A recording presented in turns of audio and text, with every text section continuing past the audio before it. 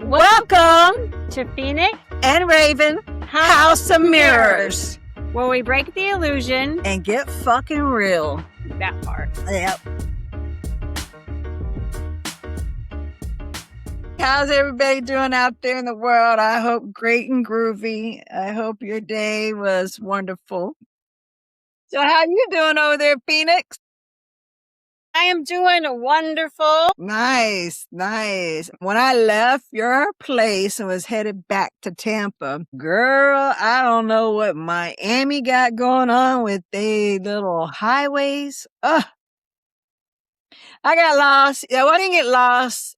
I thought I was going 75 north. That's going north. That's a good sign. But I ended up somehow got on the turnpike. And I think they do that on purpose. So you get on that turnpike. But I'm all like, okay. And then I started seeing signs like Orlando. And I'm like, no. So, well, I think maybe the spirit just guided me that direction. And I was trying to get mad too, Phoenix. I was really trying to get mad. Like, I said, oh my God, I can't believe it. I'm like really like saying those like negative things to myself, what are you so stupid, this and this. And I'm like, wait. I said, no, I'm not. I mean, like, what's the issue? I didn't have to be nowhere, so I'm like, no, we're not doing that. What you call negative talking, stinking thinking is what we call it in recovery. Okay, but yeah, so I say, okay, and I just started laughing. I looked out and I said, you know what? Maybe there was a bad storm on 75 and I was headed right to it. And Spirit knows I do not like driving in the rain. So it diverted me 30 minutes out of my way. Oh, okay. So anyways, crazy, but I did. It's a long drive from you, girl. Long drive. No, and I do it quite often, but yeah. I was actually, when I was in Hollywood, Florida, and I saw that concert at the Hard Rock, I put in my GPS, I put in home. I just tapped in home. But then I needed to go to Walgreens, so I looked at the map to see like where it was from where I was trying to go, and I realized that I would put in home because I still have you as home when I lived with you. So No way. I almost started headed to your house. Had I not have put in Walgreens and looked and because I'm so, when it comes to direction, I just listen to the GPS. There's no telling how far I would have gotten. So I'd have been like, shit, I'm going the wrong way. My goodness, that is crazy. Could you imagine? You'd be like me, headed in the wrong direction. So this is episode 3, and last episode 2, Phoenix actually interviewed me. So I hope that all that tuned in, better understanding of who I am and, a little bit more about me. But today we're going to learn a little bit more about Phoenix. I am going to interview her and give her all those tough questions that she gave me. That's what we're doing. We're just going to get real up in here, break that illusion, mama. So you let me know when you're ready. Are you ready? Today, who is Phoenix Rayne, and what part of your story shaped the woman you became? So Phoenix, who is Phoenix Rayne today? Today, I'm someone that can honestly look at herself in the mirror and say that I love you and truly mean it. And for me, that's a big deal because most of my life, I have struggled with not being able to love myself, not knowing how to love myself, and running from myself. And today I'm comfortable in my own skin. I'm sober. I've got a little over 3 years sober. I am a published author. I wrote a chapter in Leading with Light, Volume 2. I am a quantum touch energy healing practitioner, emotional energy release breathwork coach, a massage therapist. I'm a healer, and that was my calling. And yeah, I think that it's all of these things have kind of just built upon each other to help me to become whom I'm stepping into. And Phoenix Rayne is the name that I gave myself after everything that I've been through. I've burned myself down to the ground so many times, but I've always risen back up. And I believe that Phoenix resonates with the transformation that I've made from when I, started my journey back in 2020 to now. And Rayne it's to me, it's like a cleansing, it's like burn from the ashes, all the shit, and just come up rising from it. And then the rain just cleanses it. And that's why I gave myself that name. Nice. I love that. I love that. I think it's perfect for you. I really do. I do. Thank I you. do. All righty. Well, let's move right on. So let's get a little deeper into Phoenix. What was your house of mirrors and how did you begin to break the illusion? Like you said, there's so many. I have so I know many. there is. Ah. Mirrors up there. I think, what's popping in my head right now, honestly, is where this house of mirrors came from, right? Because that was the main one for me that was keeping me from truly stepping into the calling that I feel like my soul came here to do. And it was being able to just get in front of a camera and Yeah. actually like feel comfortable to speak. Not that I haven't done it. I've done it a few times. I've done summits. I've got interview with Quantum Touch and I did it. I made myself do it, but being able to just get, Like you had a mental breakdown right before you got on.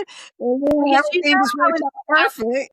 I was with you and I'd be like, oh my God. And in my head, I'm like, I've got a plan. I'm going to write this down. I'm going to say this. I'm going to do this. And then I wouldn't do any of it. Or I would do it and I wouldn't even look at it because by the time I actually started speaking, I would just be like, Spirit speaks through me. I don't know. And it did. It did. And so I started the Phoenix's House of Mirror challenge for myself, where I got on and just made myself record myself every day for 30 days just to get over the fear of the vulnerability that it takes to get in front of the camera and just speak. And I realized that a lot of times, I think for me, when I would start to get on camera and want to do something, I'd freeze and I wouldn't know what to say, but I realized like my little inner villagers like going on up in here, like, oh, like you're trying to be the cool person. You're trying to get on there and be cool and be like, hey, and I'm not. I'm just fucking weird. I am a total weirdo. And I embrace my weirdness. I love my weirdness. I was trying to be something that I wasn't, which is what I think froze me every time.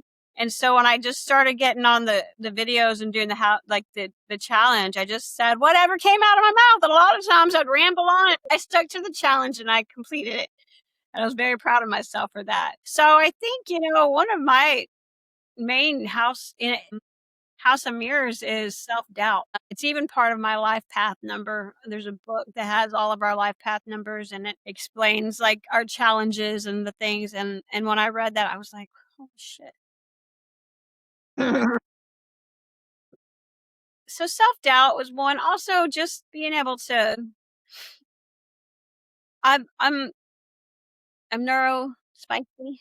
So I've always struggled with just knowing how, and I think neurospicy for me means that I'm just like being human is just kind of different. My brain works differently, so I don't understand things out there sometimes. So I gotta analyze it. Where my ADHD is like, da, da, da, and my autism's like, what the fuck, And so I'm stuck in the middle, like, oh my God, what's going on?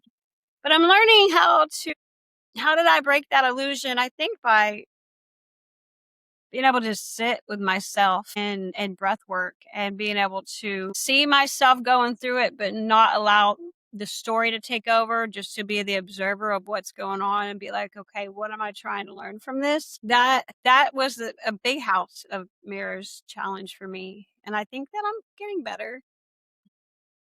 Yeah, you did it. You showed up those 30 days and as tired as you was, I mean, working hours like crazy, You still showed up. You committed to it and you did it, so and look, and here we are. That little 30-day challenge got us closer to this, you know? I didn't even think about getting on video. I didn't think about any of this. I was just supporting you and your vision, and then when I'm driving down, I'm like, "Oh my god, what am I doing?" But, there's no filter on me. Ask my brother. He'd be like, "Girl, please, you got to put a filter on it." I'm like, "What you see is what you get." And I But love that about you.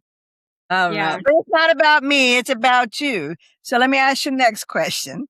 So after everything fell apart, so let's go back to so everybody knows that we're cousins by now because of episode 1. And we also share the loss of our child, which I, in episode 2, talked about because that was one of the mirrors that I broke.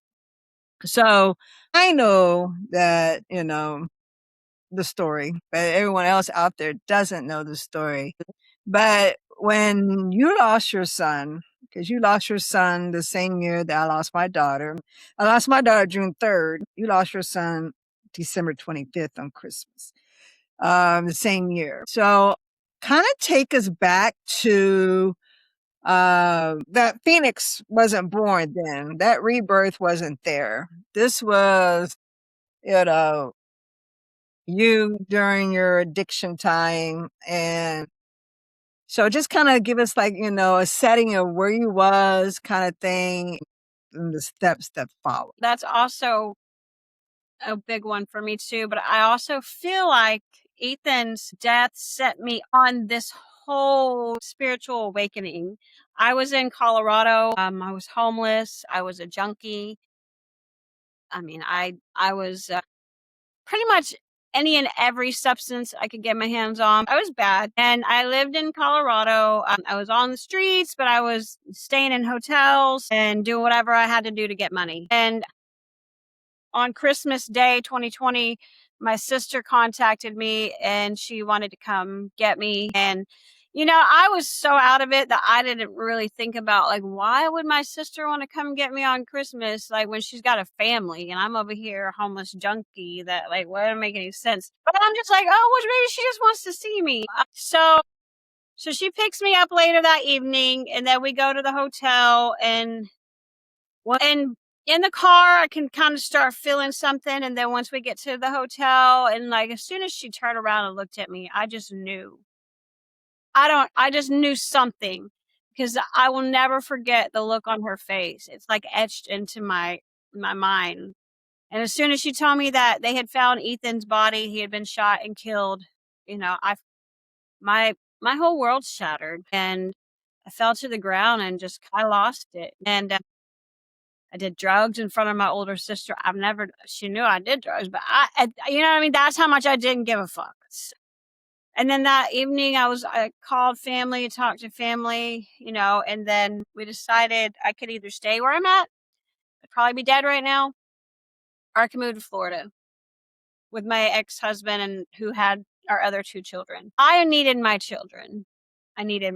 Period. I needed to be with them. So I flew to Florida the following day.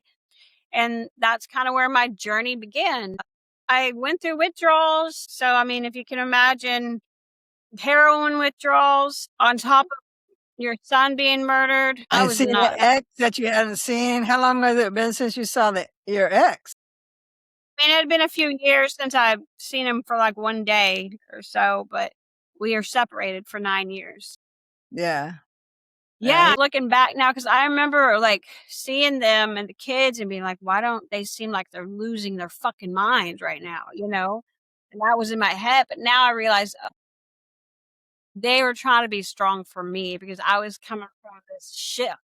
And now I'm showing up and now I'm like, oh man, like I should have been being strong for them, but they were trying to be strong for me, you know.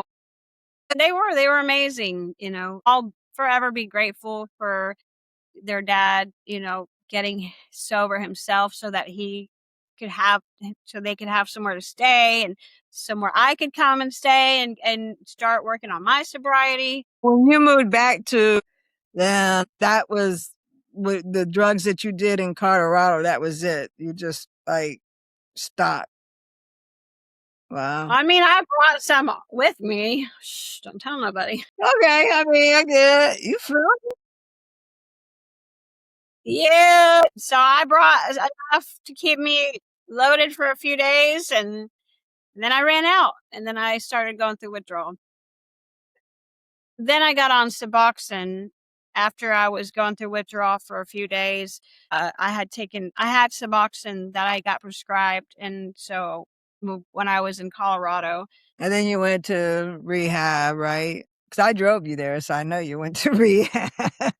Did it's about that. a year, I think. I was on before I got off of the Suboxone. It helped me, I know there's mixed emotions about people on Suboxone and what it is and what it does, but everybody has their own story with it. And for me, I did it the way I was supposed to, and it helped me, and then till I was ready to just like be done with it. And yeah. Hmm, nice. Okay. So it was good getting back, seeing your kids. So, I mean, after everything fell apart, when did surviving become, when did surviving begin to turn into healing? And how did your dark night of the soul and spiritual awakening become part of that? So after, the news and everything, you get through your addiction, that trauma of losing your son, how did you know that this was it? It took me a couple years, to be honest, because Okay. I mean, like I said, I went to rehab. I was on Suboxone, and I started working. I got a job pretty shortly after I arrived. I'll share a little bit about what kind of got me started into the energy healing and like really started working on like healing was at the Ethan's celebration of life. And our Aunt Vicky told me that, there was someone that I should get in touch with that taught energy healing. So I was like, okay, yeah. I was drinking at the celebration of life with everybody else. Like I wasn't ready. Part of me just wasn't really ready to get sober. When I was out there, I wasn't ready to get sober. Like some people get to the brink of like, I need help and I need to get sober now. And like my life, I was out there just being a fool and not giving a shit. Like I would be in the hotel rooms and I would literally like do what I did and go to bed and not give a shit if I woke up the next day. I just was at a point where I just didn't care. I'd love to say like as soon as that happened, I was ready to get sober and everything, but I had a whole ass house of mirrors going on top of everything else, plus Ethan being murdered. So I didn't know if I was coming or going. So when she mentioned the celebration of life, the energy healing, something sparked. Once I met my spiritual teacher, I realized that you have to do the energy healing course, Quantum Touch first, and then go through the angel healing. And so I got in touch with her and I just started taking class after class after class. And I know now in the beginning, like I was taking those more for myself. I was learning it and I was getting it, but I needed to be in that community, even though it was all on Zoom because it was right after COVID. It was 2021. I just knew that I needed to be in there with that community and that healing. I mean, it was powerful and she was an amazing guide, and I believe that it did help me and it helped me to start opening up. And I had some great experiences too. I mean, I had meditations where I literally would get so deep in it that I would see Ethan, his spirit. I'd see him and I'd feel him. He came to me in a dream. In the dream, he was standing across from me in the kitchen, and I was like, I knew that he was gone, but I was like, how can this be? And I just remember, like, in my head, because he didn't speak to me, I could hear him inside my mind. And he was like, it's okay, just let it be. So I had a lot of spiritual experiences, and I believe that the energy healing was waking me up to these different things, right? And then I was on the Suboxone and I was working. And so I was going through all of these things. And then I went into rehab and I got off of the Suboxone. So when I came back, here's the thing for me, the Suboxone was almost like an antidepressant. I don't know. Right. It for me. So when I got off of it, and of course, rehab puts you on a bunch of other things, I struggled. And when I got back to the house where I was living, I hadn't really worked through anything either. Right. I got off the medication, but now I'm back and now I'm still working and now I still have all this other shit that I need to deal with. And I had a sponsor, but I wasn't really talking to her that much yet. I just feel like somewhere around that area is when I started going into my dark night of the soul. I've always kind of considered myself a Christian. I always knew there was something higher. There was a higher power. I felt connected. I went to church. I did all, but there was always also a part of me that questioned everything. When I went through the dark night of the soul, I feel like I was losing my fucking mind. My mind runs a mile a minute and it analyzes and it wants to know everything. And so now I'm trying to figure out, like, who's God? What's God? Like, all these things, like, I have to know right now. And it was driving me insane because I had my husband, and I was kind of not knowing what I was doing. So we kind of bumped heads a lot with the things that I was learning. And then his spiritual path was taking him into Christianity. And so a lot of times we just didn't see eye to eye. And that's okay. I think everybody's on their own path. But for me, I needed to know for myself, like, and so I think they say that's part of the dark night is that everything crumbles to the ground, like Ethan's murder was a spiritual awakening that shattered me open. And that energy healing came in and kind of got things moving for me. And then I went into my dark night where I was like, oh, I don't know who I am. I don't know what I believe. I don't know anything. It's so funny because for me, I know a lot of people in recovery will get in there and be like, oh my God, this is a religious thing. It's a cult. It's this, whatever, and people don't like to hear about God because everybody has their own story around that.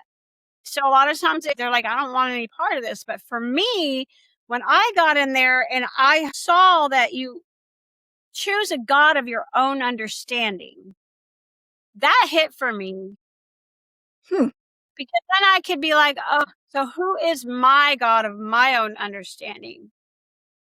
Right. And then I remember being mad at God too. I know that you said that you were really mad. And I remember just being like, oh my God, like why take him? Like, hello, I was the piece of shit that should have got murdered or killed or shouldn't be here. Like, and that's what I was thinking in my mind. Like, this boy needed, how could you let him get his life taken when it was me that should have gotten my life taken or lost my life so that he could still be here? I would talk to God about it and I'd be like, okay.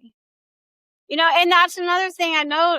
We didn't know who was involved in Ethan's murder. So I didn't have anybody to point fingers at the time. So that anger, but I realized that God kind of told me like later on, like, it's okay to be mad at me. It's okay to feel that way. Like I'm big enough to take all your anger and like sit in it with you and like help you get through it. Right. Right. That kind of came to me and I was like, okay, well, I'm fucking mad at you right now. Once I realized, okay, a God of my own understanding, then I started kind of creating this relationship with my own understanding of God. And then I started kind of seeking, like, what is my understanding? What feels right to me? Not what have I been told, not what whoever needs to believe this or that, like, but what do I really feel in my heart of heart and my soul?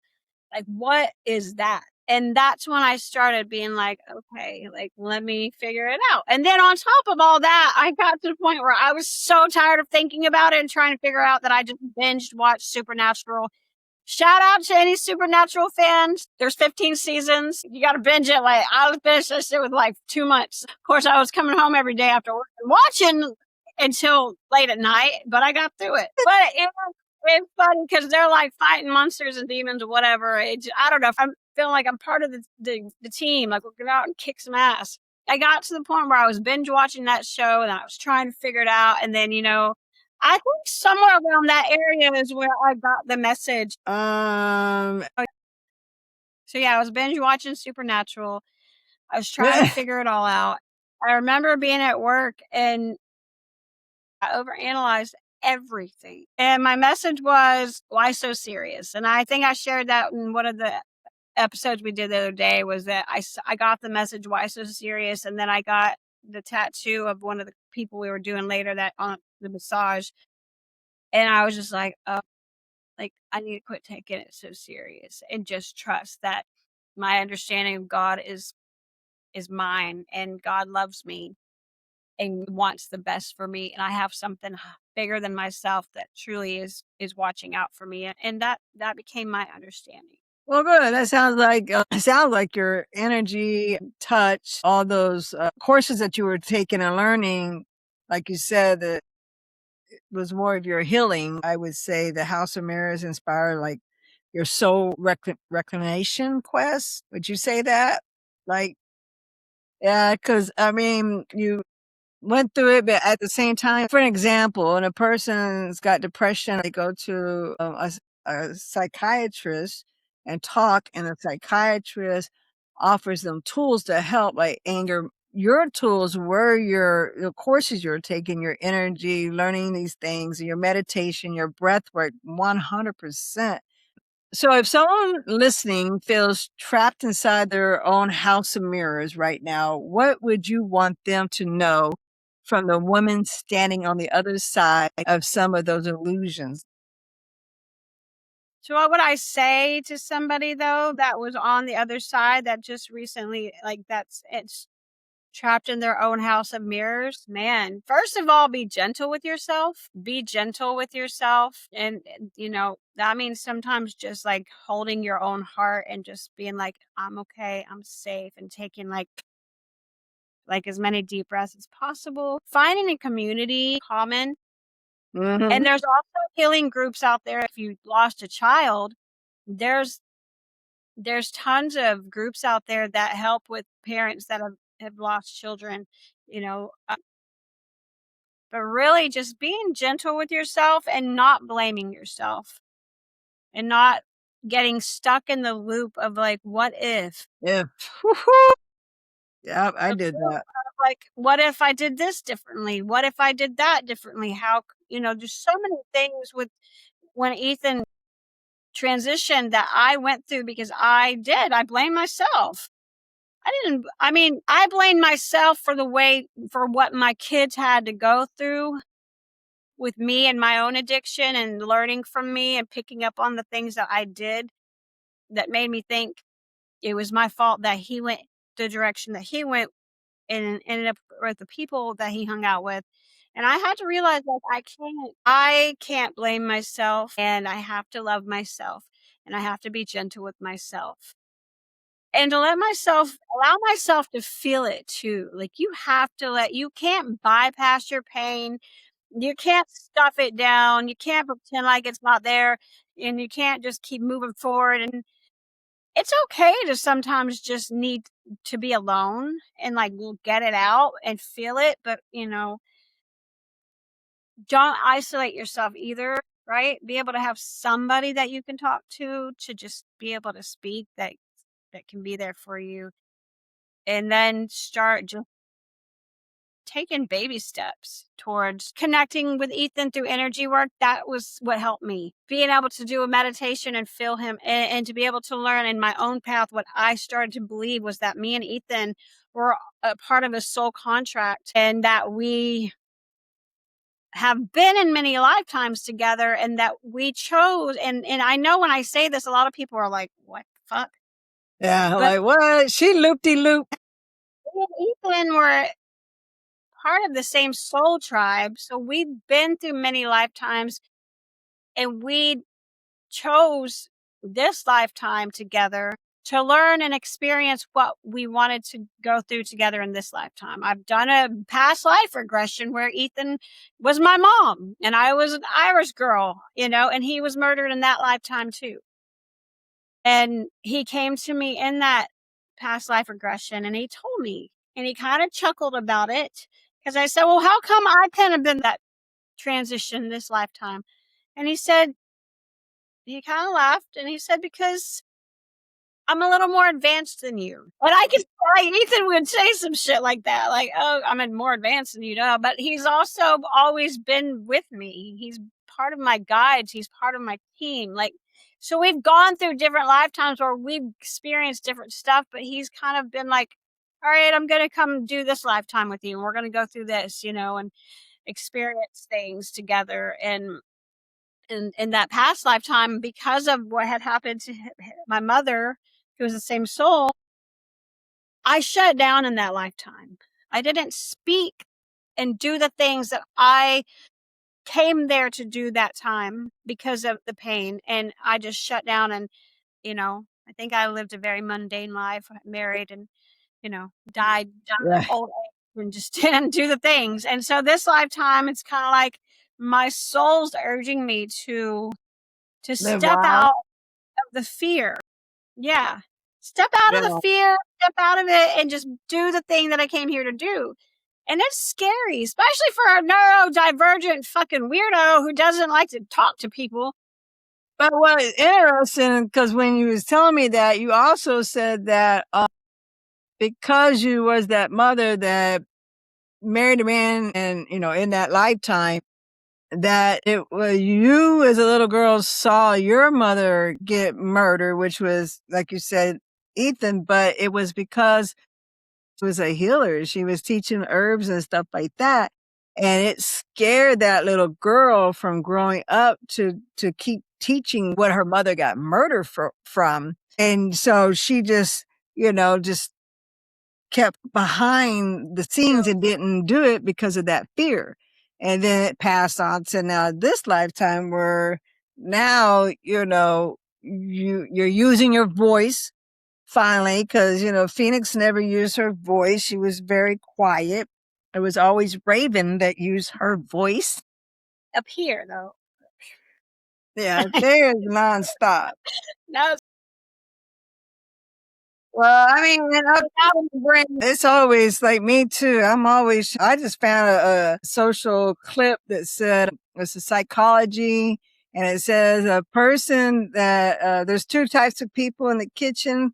You got the one that when they're cooking, they're cleaning as they're cooking and putting stuff back. Then you have the other type of person that when they go to cook, everything is on the kitchen counter. There's everything spread out.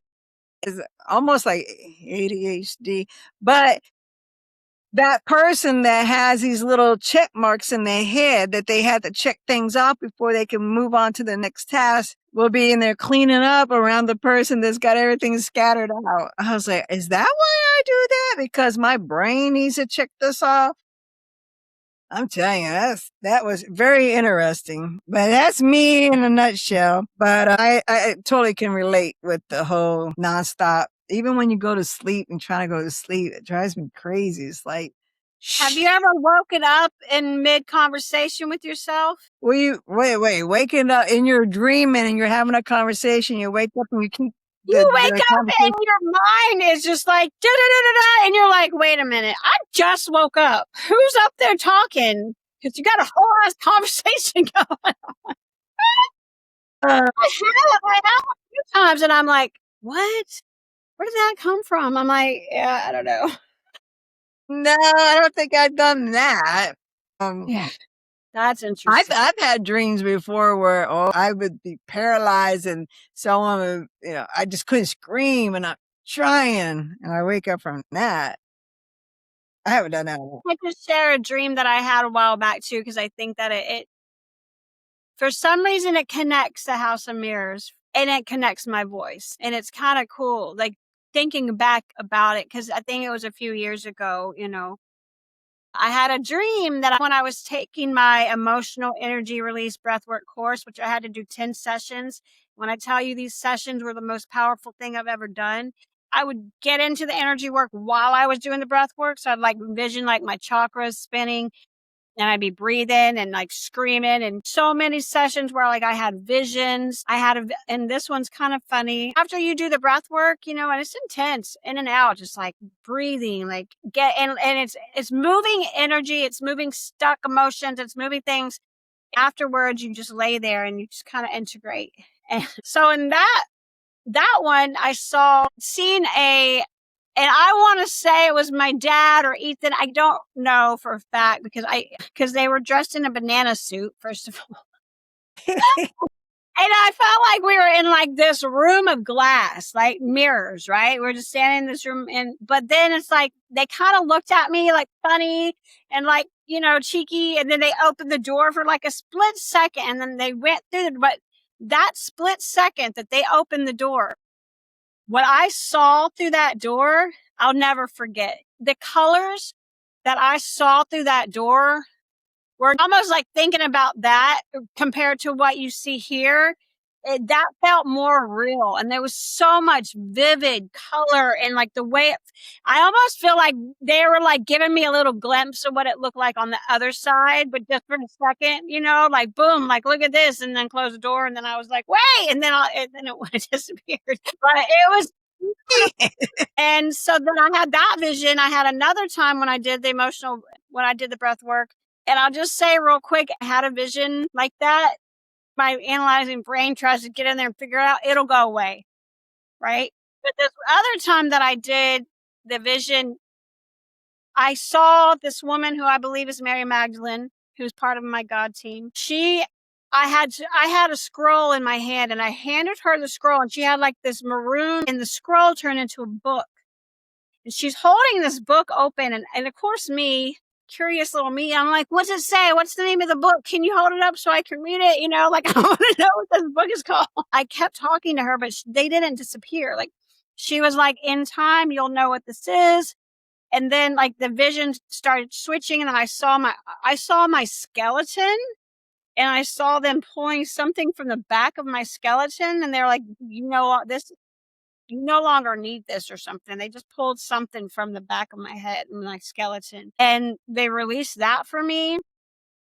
And I remember seeing Yeshua, and just my guides were there, and I just can't get over the fact that I was like, what is the book? I need to know, now I'm like, well, maybe it's just my book of life. I don't know. But then later, a few months later, I ended up writing a chapter in a book. Who knows? But all of Interesting. that was really interesting. And so going back to the dream that I had, I was surrounded by mirrors, and it was almost like, I don't know if I felt trapped or what. But I just remember screaming, and like this, like powerful like scream was just coming out of my mouth, and I'm screaming and screaming, and then all of a sudden these mirrors just start shattering and breaking, and just, and I will never forget that dream, because now looking back, I'm like, wow, like was this already like spirit coming and being like what made me come up with the House of Mirrors originally? Like I just remember it was like a download. Like it came to me, and I was like, oh, House of Mirrors, because you walk into a fun house and everything's distorted, and then I was like, oh, kind of like our minds. Like our mind is a House of Mirrors, because everything, you've got one mirror that makes you tall, one mirror that makes short and chunky, and one that makes you, and somehow like the thought of that made me think about my own mind and how I see everything distorted. Not everything, but a lot of times our own distorted version of things. And so I think maybe that was just connection that was like, okay, you're about to break some fucking mirrors with your voice. I don't know. Yeah, baby. You about to break some things up in here. Well, I think that's about ends our interview with you. Is there anything else you wanted to tell our audience or share or Let me see. I think that I shared quite a bit of my story and everything. I'm also a coach. So I coach women. On top of, I've been trying to figure out, create, like, what can I do that incorporates like my energy healing, my coaching, and my breath work, but also incorporates my imagination and bringing something to life that just seems more immersive and fun. Because I used to love to play video games. The heroine's journey, like my own heroine's journey, and how like I've started here and can see the thread that's moved through my whole life, and like where I've gone and what it taught me and where I had to go to do this. So all of these things, and then telling my own little story, I started to think, how cool would it be to have a program where I take women through their own heroine's journey, where they get to pick an archetype of who they feel they embody, and kind of walk in to their own lives not being attached to the story, but getting to be the observer and almost seeing power within themselves and reclaiming parts of themselves throughout the way that helps them truly step into who they're wanting to become and who their soul came here to be. And that's what I'm working on right now, and I'm excited about it because I think it's super fun, and there's meditations, there's gonna be, energy work and breath work and coaching and just going through these different things to truly step into empowering our own heroine's journey and remembering our soul and, like, truly finding that love within ourselves, so I'm excited about that. Nice, I am too. And where can they find you on the internet as far as if they wanted to sign up for your coaching or your services? I'm working on that as well. I will have all that stuff probably here. You can find social media. Okay, all right. Like Facebook or YouTube, if they were interested, could they instant message you or send you a Yeah, yeah. message? Facebook, Instagram, TikTok. I share all those things. So So just search Phoenix Rain mm-hmm. and it pop Phoenix up. Rain 111. Yeah. Okay. All right. Well, mamas, we're hitting about an hour right now. Thank you for coming on. Thank you for opening up and sharing a little bit of you to the world. I know it's hard, especially your nervousness and how you don't like talking about you, like me. I don't like talking about myself. And but getting on here and opening up like that, I just hope that someone can resonate and maybe reach out, maybe want to talk more. And like you said earlier about the community, I think that's important. I didn't do that when I lost Yes, I didn't even talk to no one really, like professionally. And I still believe I needed to talk to someone professionally. But, I got through it. I didn't have like all I don't know. But okay. We're not gonna talk about me. I don't like talking I'm about me. here for you because I love you. I love you too. That's our end thing. So I guess that's the sign we need to get out because she has to go to work tomorrow and I don't. And Well, I say do, but I goodnight. work from home tomorrow. So it's a lot easier for me. All right, sunshine. Well, as always, we thank you for tuning in. And Yes. we love you much and hope you now next episode we're gonna surprise you, okay? But we do have our Aunt Vicky we're trying to get on here because she actually has a beautiful story of a mirror that she was at her church and she got up and was talking and wow, it was a beautiful story. So I would love to get her on here and have her talk. Yeah. She's just an amazing person altogether. I think so. Yes. I But if we love her. can't, We got some lineups coming, so I'm excited. We got some yeah, energy healer, some people in recovery. House of Mirrors is there's so many rooms, right? So there's so many topics people can talk about. So yeah, I'm excited. exactly, exactly. All right, well, go ahead and say your little line. My little line? What is my line? Fellow Thank weirdo. you for joining us, fellow weirdos, and have a good night. Have a good night.